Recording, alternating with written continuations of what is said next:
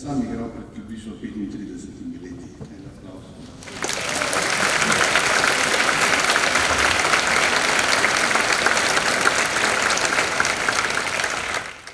34. slovenski glasbeni dnevi, ki se začenjajo nocoj, bodo trajali vse do 17. aprila. 9 koncertov, 18 novih del, 5 spremljevanih prireditev in mednarodni muzikološki simpozij. S temo konzervatorij v procesu profesionalizacije in specializacije glasbenega dela. Z nami je tudi 23 članov in članic seveda simpozija iz 30 držav iz najprestižnejših evropskih univerz. Lepo pozdravljamo.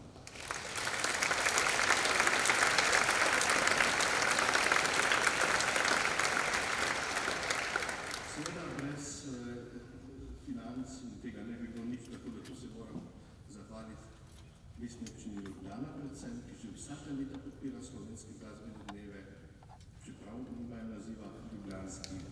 Tudi Ministrstvo za kulturo, ki skromno, vendar vredno prispeva približno 16 000 evrov za ta veličastni dogodek in seveda želimo si, da bi ne glede na turbulentne čase v slovenski kulturi, naslednjič bil z nami tudi minister za kulturo.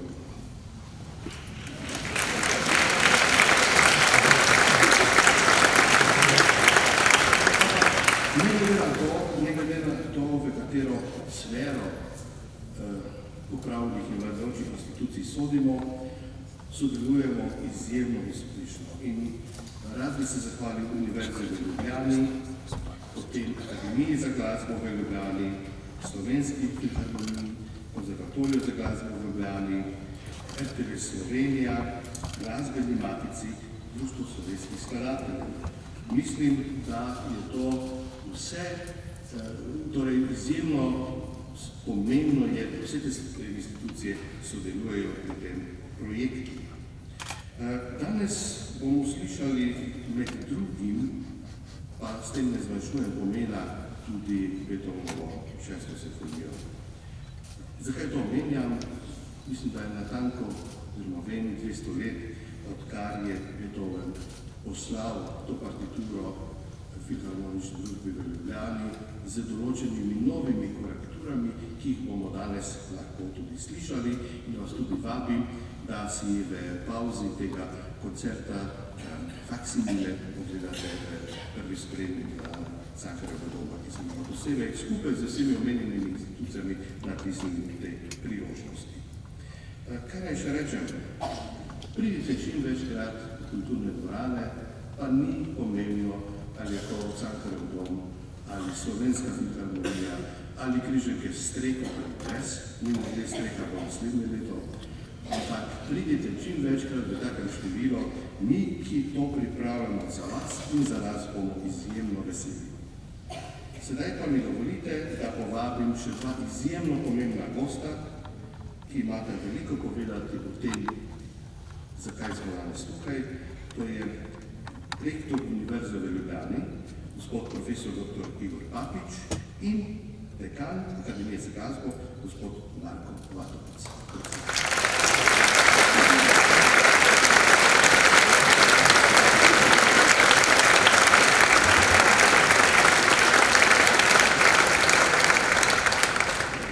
Spoštovani dekan, dame in gospodje, veliko veselje mi je, da vas lahko pozdravim v imenu Univerze v Ljubljani ob tem pomembnem dogodku, ob uvodnem koncertu 34 slovenskih glasbenih dnevov, ob obeležitvi 80-letnice Akademije za glasbo in pa 100-letnice Univerze v Ljubljani. Gotovo je znano, da je bila Univerza v Ljubljani obstoječa, ustanovljena leta 1919, če sem natančen 23. julija. Istega leta, 3. decembra, je dr. Fran Ramovš opravil prva predavanja v slovenskem jeziku. To je tudi uradni rojstni dan Univerze v Ljubljani. Gotovo najbrž tudi ni neznano, da je tradicija visokošolskega izobraževanja bistveno daljša, kot je pa seveda teh 100 let. Jezuiti so v 16. stoletju oziroma 17. 1619 natančno začeli s prvimi predavanji iz moralne teologije. Ker se pojavljajo različne letnice o ustanovitvi univerze, je mogoče zanimiva navedba iz Enciklopedije Britanike, kjer piše, da je Univerza v Ljubljani ustanovljena leta 1595. Takrat je bil dejansko odobren jezuitski kolegij, eno leto kasneje tudi ustanovljen. V tem prvem obdobju so potem postavljali tako imenovani gimnazijski del in kot rečeno 1619 potem začeli tudi s predavanjem. Torej, to še ena pomembna obletnica 400 let visokošolskega izobraževanja na Slovenskem. Univerza v Ljubljani je danes seveda največja, najstarejša, najbolj uveljavljena, ne samo izobraževalna, ampak tudi znanstveno-raziskovalna inštitucija. Ta obeležitev 100-letnice ali pa 400-letnice je seveda priložnost za nas, da najprej poenotimo naša stališča, se še bolj zbližamo med članicami. Danes univerzo sestavlja 23 fakultet in 3 umetniške akademije. Želimo povezati različna področja znanosti in umetnosti. Navzven je pa seveda to izredno pomemben dogodek tudi za nas, za našo družbo, za slovensko družbo, ne samo v smislu znanosti in umetnosti, ampak predvsem v smislu kulture in slovenskega jezika. Dovolite mi, da to priložnost izkoristim tudi za zahvalo Akademiji za glasbo, za njenih 80 let delovanja. V tem obdobju so opravili izjemno izobraževalno in pa seveda umetniško delo. Izkoriščam to priložnost, da se zahvaljujem vsem profesoricam in profesorjem, ki so ali pa še danes delujejo na akademiji in ki so dejansko akademijo pripeljali do teh vrhunskih umetniških rezultatov. Gotovo se lahko zahvalim tudi v imenu vaših diplomantov, ki so številni danes odlični glasbeniki. Torej, dovolite mi, da akademiji zaželim uspešno delo še naprej, naši univerzi uspešno praznovanje različnih obletnic, nam vsem skupaj danes pa seveda obilo glasbenih užitkov ob današnjem koncertu. Hvala.